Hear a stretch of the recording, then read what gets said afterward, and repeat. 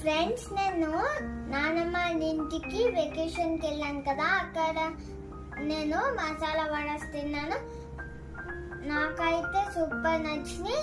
అందుకని మీరు కూడా ఇంట్లో ట్రై చేసి టేస్ట్ ఎలా ఉందో చూసి కామెంట్ చేయండి. ఫ్రెండ్స్, నేను ఇప్పుడు ప్రాసెస్ స్టార్ట్ చేసేస్తున్నాను. ఫ్రెండ్స్, నేను గ్లాస్ పచ్చిశనగపప్పు 3 to 4 hours నానబెట్టుకుని ఉంచుకున్నా. తర్వాత దీన్ని కంప్లీట్గా డ్రైన్ చేసేసుకోవాలి. ఫ్రెండ్స్, ఒక బ్లెండర్ తీసుకుని దాంట్లో శనగపప్పు వేసుకోవాలి.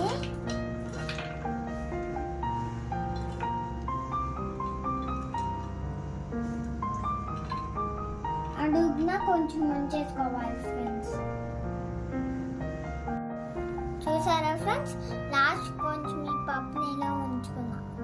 ఫ్రెండ్స్, ఎక్కువ మెత్తగా కాకుండా ఇలా స్ట్రక్చర్గా ఇలా బ్లెండ్ చేసి తెచ్చుకున్నాను. ఇప్పుడు ఇదంతా నేను ఈ గిన్నెలోకి వేసేస్తున్నాను.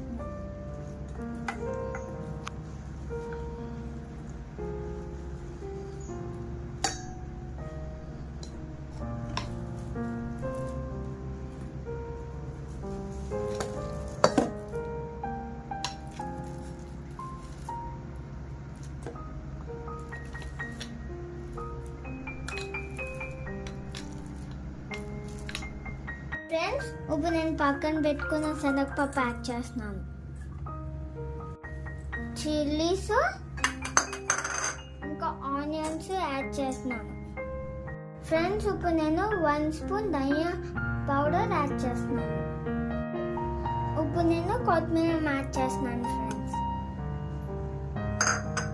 తర్వాత శనగపిండి ఇంకా వరిపిండి.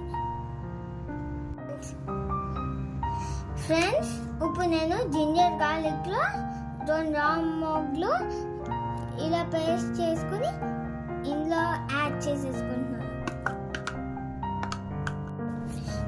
టేస్ట్కి సరిపడా సాల్ట్ వేసుకోవాలి. ఫ్రెండ్స్, తర్వాత దీన్ని బాగా మిక్స్ చేసుకోవాలి.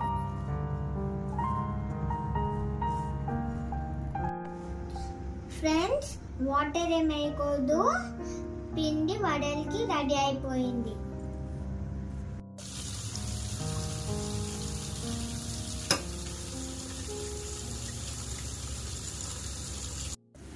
వెరీ ఈజీ ఫ్రెండ్స్, మీరు కూడా ఇంట్లో ట్రై చేయండి. చూసారా ఫ్రెండ్స్, ఎంత యమ్మీగా ఉన్నాయో.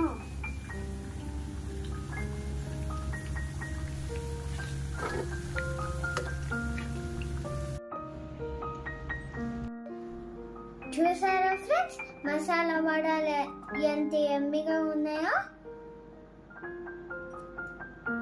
మీరు సాస్తో అయినా తినొచ్చు, చట్నీతో అయినా తినొచ్చు, లేదా అలాగైనా